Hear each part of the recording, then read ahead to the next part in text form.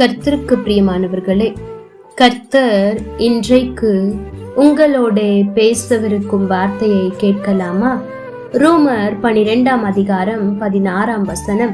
மேட்டிமையானவைகளை சிந்தியாமல் தாழ்மையானவர்களுக்கு இணங்குங்கள். தேவஜனமே, பாவம் செய்து விழுந்த பரிசுத்தவான்களை பார்க்கிலும் பெருமையினால் விழுந்த பரிசுத்தவான்களே அதிகம்.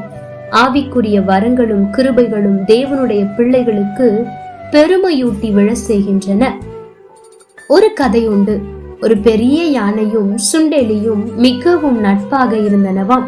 சுண்டெலி யானையின் மேல் ஏறி யானையின் காதின் அருகே போய் உட்கார்ந்து கொண்டு நண்பனோடு பேசிக்கொண்டே இருக்குமாம்.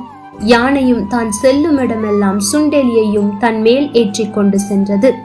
ஒரு முறை ஒரு ஆற்றின் மேல் இருந்த ஒரு பாலத்தை கடக்க வேண்டியதிருந்தது.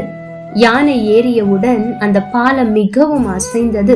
அடிமேல் அடியெடுத்து வைத்த யானை எந்த சேதமும் இன்றி அக்கறை வந்து சேர்ந்தது. உடனே சுண்டெலி சொன்னது, பார்த்தாயா, நான் உன்மேல் இருந்து கொண்டு ஒரு அழுத்தியவுடன் அந்த பாலம் எல்லாம் அசைந்தது பார்த்தாயா? நான் இன்னும் கொஞ்சம் வேகமாக அசைந்திருந்தால் பாலம் விழுந்திருக்கும் என்றதான் சுண்டெலி. ஆந்தேவ ஜனமே, இன்றைக்கும் அநேகருக்குள்ளாய் இப்படிப்பட்ட பெருமை இருக்கிறது. அன்றைக்கு அந்த பாலம் அசைந்ததற்கு காரணம் யானை, ஆனால் பெருமை பாராட்டியதோ சுண்டெலி. இன்றைக்கு நாமும் அநேக நேரத்தில் இப்படித்தான் ஏதோ ஒரு காரியத்தை செய்துவிட்டு பெருமை பாராட்டுகிறோம். கர்த்தர் மேல் பவனி வரும் சுண்டெலிகள் நாம். கர்த்தர் ஆத்துமாக்கள் மேல் மனதிறங்கி தன் தியாகமான இரத்தத்தால் வியாதிகளை குணமாக்கும் போது நாம் உடனே சொல்லுகிறோம், நான் ஜெபித்தேன், உடனே குணமாகிவிட்டது, ஊரெல்லாம் டமாரம் அடித்து விடுகிறோம்.